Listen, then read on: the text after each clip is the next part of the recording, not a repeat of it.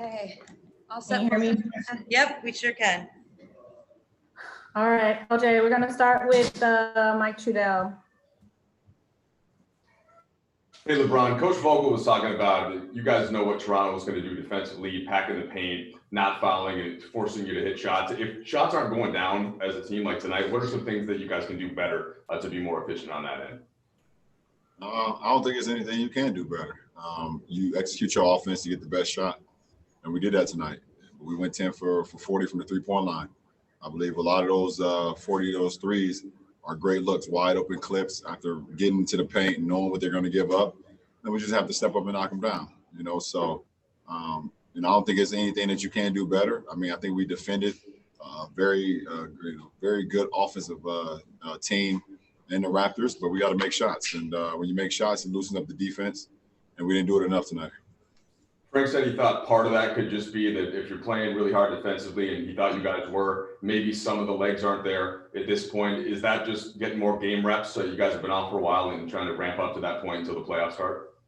I don't know. I think it could be. That's an individual question to every individual.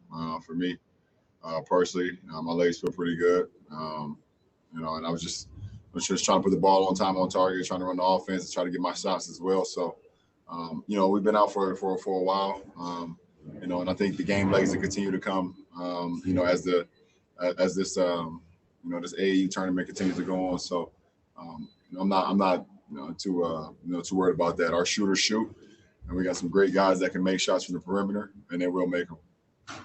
Hey, LeBron, it's Dave. In the past, you've said your patience is one of your qualities that you need to work on.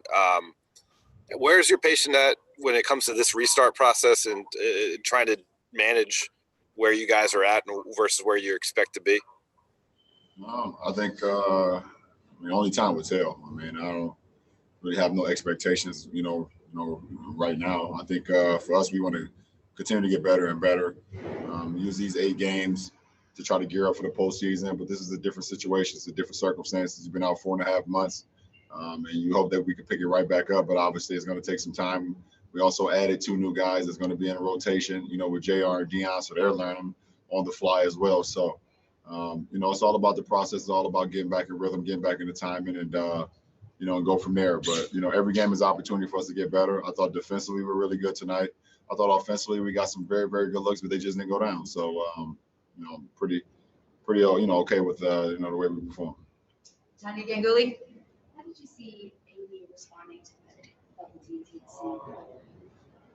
He responded great. We got guys, great looks.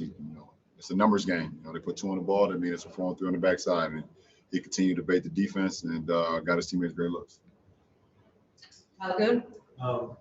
You guys are very close to clinching the 1 seed in a normal season. Maybe that would mean lower minutes and maybe some games where you sit out. How important do you think is of the remaining 6 games is to play that out to make sure that you guys get to where you want to get competitively? Well, obviously health as well. That's the number one thing. And then chemistry comes in with that on the floor.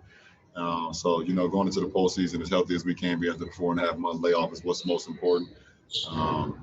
Clinching the 1 seed is their advantage here. It's not a home court advantage here, but we worked hard to be the number 1 team in the West. Possibly the number 1 team in the league. Obviously Milwaukee's still playing extremely well, but we got this far, so we might as well try to figure it out and close it off the right way. Joe Varden, please.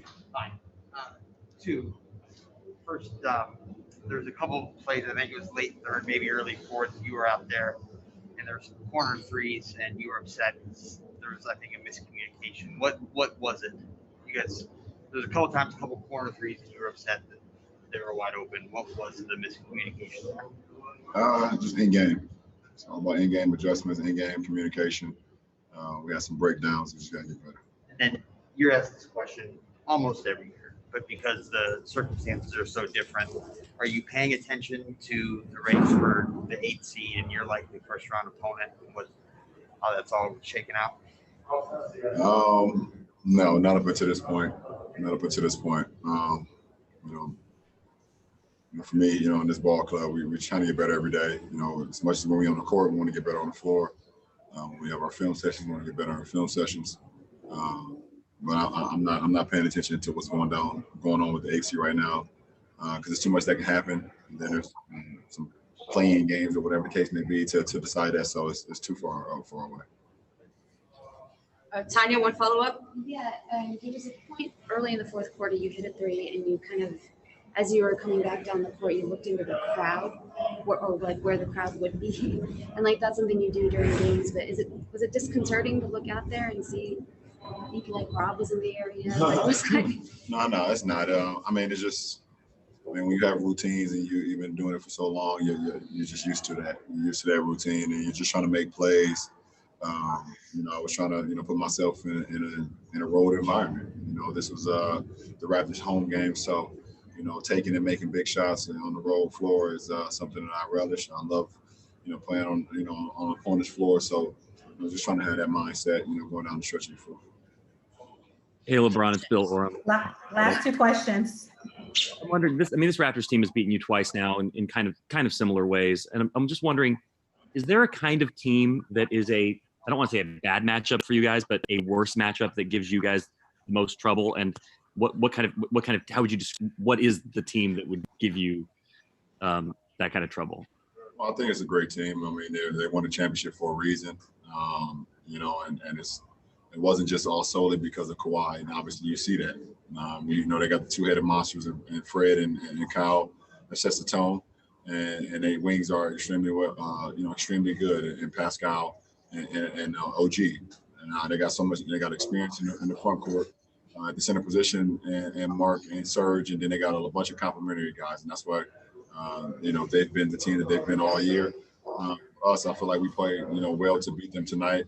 We just didn't have enough shots to go in, and then they executed and they hit some shots, that we weren't able to hit. So, sometimes it can be a make or miss league, but you don't take enough. You don't take any credit away from the Raptors. They play extremely well.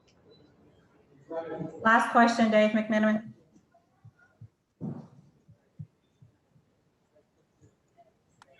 There we go. Hey, LeBron. A lot of seasons, the defending champ gets talked about a lot more than this Raptors team has been talked about. Obviously, they had Kawhi Leonard change teams, but in terms of that conversation, how do you view that Raptors team? It's a great team. No ifs, ands, or buts. Exceptionally well coached, and championship DNA. You can never take that away from a ball club. You win a championship, and even before that, they just got playoff tested guys.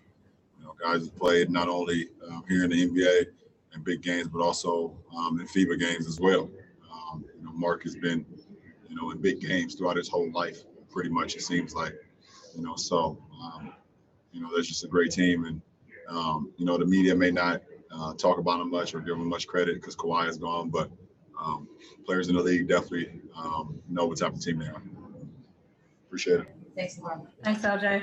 All right, we have AD next. Thank you.